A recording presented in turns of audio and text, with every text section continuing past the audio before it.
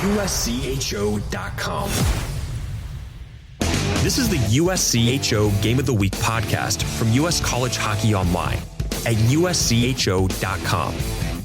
An in-depth look at this week's top college hockey matchup and a preview of the other big games. Welcome to the USCHO Game of the Week podcast for Thursday, March 3rd, 2022. I'm Ed Trefzger alongside Jim Connelly. This podcast is brought to you by DCU, Digital Federal Credit Union. What will DCU mean to you? Find out today by visiting dcu.org. Membership required. It seems like every time North Dakota plays, it could be the game of the week. But this week, a league regular season championship is on the line as the Fighting Hawks visit Omaha. And joining us now to preview the final week battle in the NCHC between North Dakota and Nebraska Omaha. This is the North Dakota head coach, Brad Berry. Brad, welcome back to the show. Boy, your team is playing some good hockey of late. You have to be happy with the way you're heading down the stretch. Yeah, well, first of all, Jim, thanks. It's great to be on. Thanks for having me. And yeah, you know what? It's exciting time right now. And I know a season gives you just about everything. You have ups and downs and different things like that. And, you know, we're playing consistent hockey right now, and that's all you can ask. And, you know, we've got a lot of guys out of our lineup at the current moment. And, you know, some guys that didn't get a lot of opportunity early on in the season have gotten opportunity now and made the most of it. So, you know, had that next man up mentality and guys are embracing it. I always think it's interesting when you hear coaches talk about next man up, and you try to probably plan to have some depth on your roster, but when you've got players that can't get plugged in because you have some good talent up front, when they finally get that chance, I guess there's two things that happen. One is either they're going to fail miserably because they don't have the experience, or as it seems to be happening in the case of your team, they step up and they play a role that maybe you didn't know that they could. What have you learned about this group through some of these adverse situations? Well, I think it's communication and getting ahead of it. A couple of things there. You know, I think you got to fully communicate with your team and, you know, value everybody in your lineup. And, you know, we had a meeting about a month ago, and I remember saying to the guys in the locker room, and things were going well to the point where, you know, some of the younger guys weren't getting opportunity or some guys weren't getting in the lineup regularly. And I just said, hey, you know what? You got to keep believing it. You got to keep working hard because your time's going to come and we're going to need everybody. And sure enough, a week later, the dominoes fell with a lot of guys being injured and sick and different things where we were undermanned, under the limit a couple of games, and we continued on. But I firmly believe that, you know, communication has to be a key. But the other part is making sure that everybody's got to be ready for that opportunity. And you can't say it enough as far as telling the guys, like, you know, when that opportunity comes, you got to embrace it. You got to be ready for it. Because if you just go bump along and you think you're not going to get in the lineup and you kind of moan a little bit about not getting opportunity, that's not going to help your case once you get in. Either you're going to do the job or you're not going to do the job. And our guys have been, you know, grabbing the rope and doing the job here. So again, like I said, it's still in a situation where there's playoffs ahead and different things like that. But, you know, we got to keep pushing and keeping our foot on the gas here. I think of some of your successful teams of the past, you know, and there always seems to be kind of that one dominant offensive line. And I look at this club and you got a couple of guys in Reese Gaber and Ashton Calder that have double digits in goals, but you don't have, you know, a dominating first line. But what I do see is I see 7 goals, 9 goals, 7 goals, 6, 9. You've got a lot of guys who have been able to put the puck in the net for you. I know every coach loves to just be able to throw out, you know, that top line that, you know, can score every power play. But is it nice to also know, boy, we've got 3 really good lines below our top line, and night in, night out, they can have success. Yeah, for sure. And you know what? I think each year teams are built differently. I know last year we had it loaded with depth on, you know, we had 9 guys sign NHL contracts last year. And we had a lot of depth, you know, a lot of number 1 lines last year. And this year, I think we have 4 very solid lines. And the fact that, you know, somebody is doing it every night, stepping up, you know, like Judd Caulfield the other night had 2 goals for us. And, you know, maybe the night before Connor Ford does it. And the night before it's Reese Gaber. And, you know, I think it's everybody's kind of chipping in by committee here. And that sounds kind of cliche-ish as far as, you know, everybody, you know, by committee. But at the end of the day, it's true. And you know, I think it's one of those things too. And, you know, when we won a national championship in 2016, we had the Bettor, Kajula, Schmaltz line. And, you know, it's probably pretty, if you don't have last line change, it's pretty easy to kind of knock those guys down and shadow those guys a little bit. But I think if you have 4 lines that can be consistent and adding to the offense, it's tough to, I guess, pinpoint one line that you want want to peg for one night. So yeah, I think depth is a little bit, and also having guys that are just solid players. Brad, we had a chance to talk a couple of weeks ago to Dave Starman, who spends a lot of time around your league and also covering your team. And he talked about how you as a coach make assignments for players very clear from game to game and hold people very accountable. Is that part of your communication?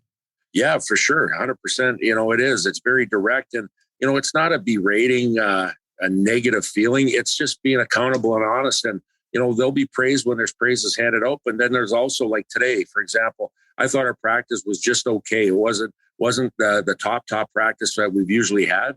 And I just pulled the guys together and I said, if you think we're going to go into Omaha and think it's going to be easy, you got another thing coming here. That's a very good team. They're well coached. They play extremely well in their building. They have great specialty teams, and it's going to be a battle. It's going to be a war again. And our practice picked up after that. And I think it's just a situation of knowing where you're at and just being direct and honest. And our guys like that. They do. Instead of having the fluff and talking about things in circles, if you're direct and honest, whether that's positive or being accountable, like you just talked about, guys like that, and they know where they stand.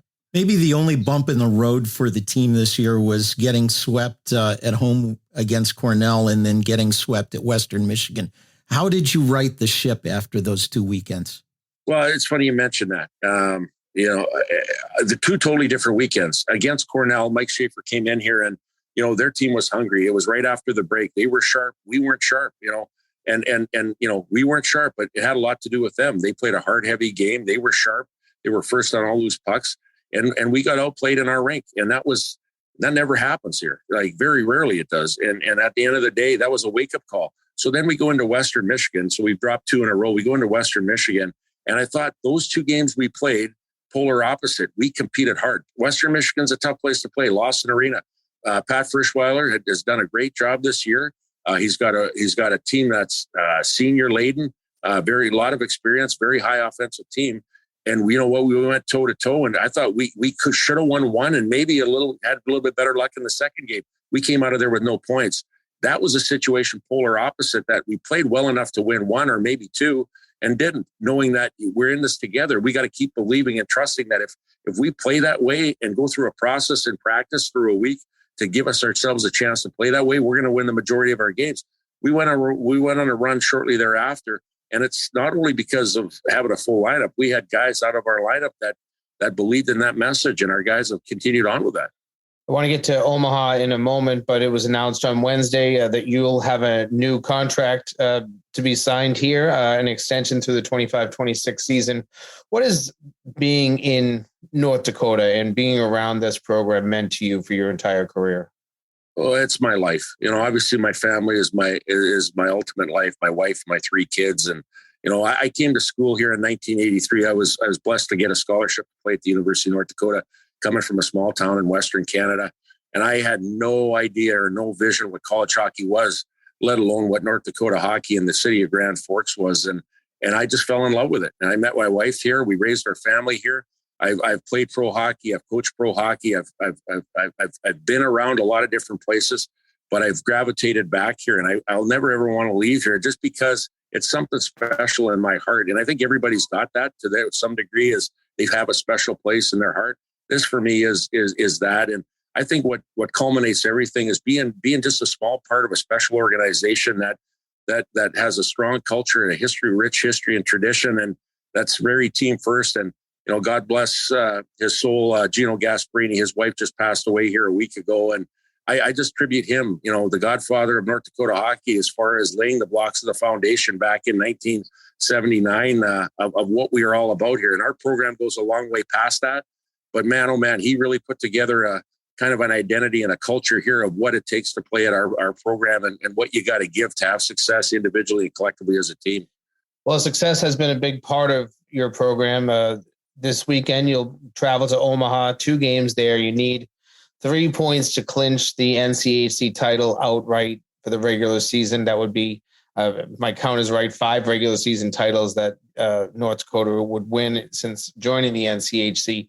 How important are trophies and championships to you personally, but also to the program? I assume fans really like to see the hardware down there at Engelstad. Yeah, well, you assume right. Too much is given, much is expected. That saying. No, expectations are high here at North Dakota. Expectations from our coaching staff to our players, and ultimately our fan base. They expect us to try to be at the top or near the top every year. And again, it's something that's an obligation for all of us. When we recruit our players here, that's one of the first conversations we have. We're honest with them too. We just say, hey, you know what? We like you as a player. We think you can play in our program. You bring the identity on and off the ice, what you can bring. But I want to tell you one thing. It's hard. It's hard. There's hard days here. Expectations are high, and it's not all rosy all the time. And I tell you what, when you look in the eye of a young guy that said, no, I'm all about it. I want to be part of that, and I'm going to dig in. Then you have a true character player coming to our program. So I think it starts with the people you bring in. Not only the staff around you that you get to work with on a day-to-day basis, but the players that continually come in here that know what the expectations are, that will not wilt under pressure, that will embrace kind of the challenge of a battle every night. And I'll tell you, the NCHC is a battle every night. So again, like I said, we're blessed to be part of it here, and really honored to be part of having a lot of great people around us here. Well, it should be two great games. Like I said, a regular season title could be on the line here for North Dakota. And Bradbury, we always get a kick out of being able to catch up with you. You're a great personality and great for the game. So thank you for taking the time here, and good luck the rest of the way. Yeah, you know what, Jim and Ed, thank you very much. You guys do an outstanding job for college hockey. And, I always love following you guys. You do tremendous work here. And thanks for, adding to college hockey. You guys are awesome. Thank you. That's North Dakota head coach Bradbury. More of the Game of the Week podcast coming up. This podcast is brought to you by DCU, Digital Federal Credit Union. Visit dcu.org. This is the USCHO Game of the Week podcast from US College Hockey Online. Know how people say life happens? Well, for me, life was happening, and I needed a new truck. I didn't have time to shop around for a good loan, so I got one from the dealer, higher interest and all. Month after month, those payments were squeezing me. So I went to DCU. They refinanced my loan and helped lower my rate, which lowered my payments. These days, I have more money in my pocket for whatever life throws at me. What will DCU mean to you? Insured by NCUA. Membership required. Visit dcu.org. This is the Game of the Week podcast from USCHO.com. Jim, the Game of the Week this week for USCHO has number 4 North Dakota in for the weekend at number 20 Omaha. A win, 3 points across the 2 games at least for North Dakota, clinches the Penrose Cup, the regular season trophy in the NCHC. But they're going to be taking on an Omaha team that has shown itself to be quite the competitor this year too. Yeah, I mean, there's some irony here. I think people want to be able to just write off Omaha and say, well, they're the 6th place team. They're not really much of a club, but they're right there, and they are as good as any other team in the NCHC right now. On any given night, can they win? Absolutely. Now, I have high expectations for North Dakota. It has felt in years past and under Bradbury that if there's an opportunity to clinch a trophy, they usually have pretty good success. It's particularly within the NCHC. So I would hope that this is one of those series where they can probably get things out of the way on Friday night. Maybe even, I don't know that they have the depth right now because of the injuries to rest a few bodies on Saturday, but I would expect, this to be one of those weekends where if North Dakota sees or smells a little blood in the water, that they're going to go and they will pounce. There's still a route for Denver to be the regular season champion. If they tie with points, with North Dakota picking up 2 points and Denver sweeping, it's possible that Denver could be the number 1 team because of the way the tiebreakers go. North Dakota swept Denver at North Dakota this year, but in the NCHC, that first tiebreaker head-to-head doesn't count if you don't play at both locations. So it should be kind of fun. But if North Dakota gets the win on Friday or picks up 3 over the weekend, it's all theirs. Let's also look to another great matchup in the NCHC, and that's number 10 St. Cloud at number 11 Minnesota Duluth. This is a battle for 4th place in the league. although Minnesota Duluth still has a path for third place. And if these two teams finish fourth and fifth, they'll play each other in the first round of the NCHC playoffs. Quite a battle between those two schools. Brett Larson has the history of being an assistant twice for Scott Sandlin at Minnesota Duluth. What do you see in this weekend? Well, two teams that are really evenly matched is kind of the number one. And I think that, I wouldn't be surprised to see a split out of this 2-game series. And if that's the case, I do believe you'll end up with a scenario where you're going to have St. Cloud traveling to Duluth next weekend for a best of 3 playoff series. So, you've just turned a weekend series into a best of 5. I feel like we're in the old NHL. And I would say that by the time we get to Saturday night, and if we have to go to Sunday next week, I would not want to be the officials in those games because there will be some emotions that are probably deep packed that will begin to come out, particularly if any of the games get out of hand. But I do think you've got 2 really professional head coaches there too. But either one of them understands what's on the line, that they're trying to move up in the pairwise. They're trying to, cement their spot, get to the point where they're maybe not a 3 seed, get to a 2 seed in the NCAA tournament. I mean, all of those small things are still right there and available. Both of them right now are in that 3 seed band. They would both be 3s if this tournament started today, the NCAA tournament started today. So I always know that coaches talk about trying to get to that 2 seed. They want that last line change. They want home ice, on the neutral site, but they know what's at stake. So I think that both of these teams have a lot to play for, not just this weekend, but the weekends going forward. It's a big weekend for the 2 Massachusetts D1 schools in Hockey East. Number 9 UMass is at Boston College. The Minutemen can sew up the regular season in Hockey East, but Boston College, despite a down record, still is a dangerous team and maybe fighting for some pride or being a spoiler. What do you see in this matchup? Well, I think you're right that BC does have a lot of pride. And, you saw it on Sunday when they were able to not end a really nice streak of wins for Boston University, their crosstown rival.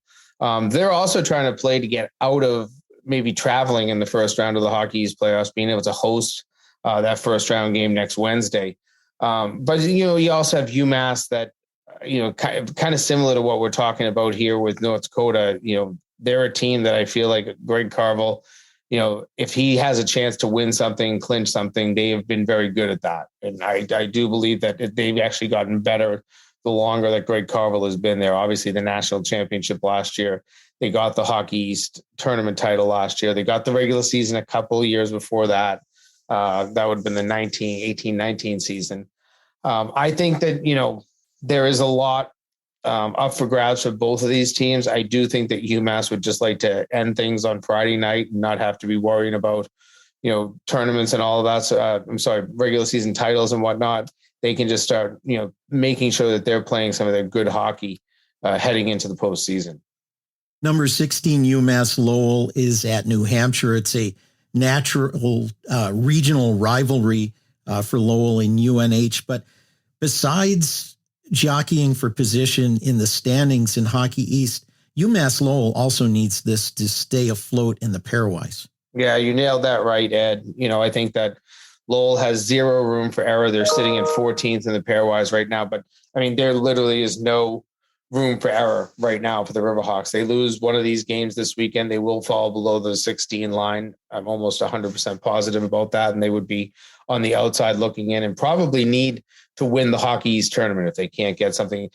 The irony here is as good as Lowell has been for the last decade, really, under Norm Bazin, one opponent in the league has given them fits, and it's New Hampshire. They're 2-6-3, if I have my numbers right, in the last 11 games against UNH, and they lost just a couple of weeks ago, 3-0 up there in Durham. They've had a really hard time playing in Durham. So that game on Friday night, you can put a bigger magnifying glass on it because that has been a place that has been hard for Lowell to win. So, you want to say that this should just be, slam dunk, take care of business. Lowell put all the pressure on UMass, hopefully clinch yourself a high seed in the Hockey East tournament. But this is one of those weekends that if you lose and lose twice, you're killing yourself in the pairwise, and you honestly might be, not even getting the bye through to the next round of the tournament. They can still finish 6th place, can Lowell. And I think that is got to be heavily weighing on their minds. Playoffs are underway in the Big Ten, and Penn State travels to number 12, Ohio State. Steve Rollick's Buckeyes are number 13 in the pairwise. They still have an at-large path, but if they're to lose to Penn State, whose only route to the postseason is through the Big Ten tournament, they could find themselves on the outside looking in too. Yeah, and we talked a little bit about this on Monday with Derek Schooley that, this is not a bad Penn State team. This is a team that can get a lot of offense going. They get a lot of pucks on the net. If they get good goaltending and decent defense, they will score goals. They'll be tough to play with again. So I think that, you mentioned it. This really is kind of a do or die type of weekend for Ohio State. I think that if they want to sew up their NCAA tournament hopes, they're going to need to get 2 wins and get through to the next round, get through to the semifinal round of the Big Ten tournament. If they don't make the semis, I don't see them in the NCAA field. You can read about all 5 of these games and how our 10 D1 writers pick them in the USCHO Bettor's Edge column this week. Jim writes about that and gives you the money line for those who partake in betting.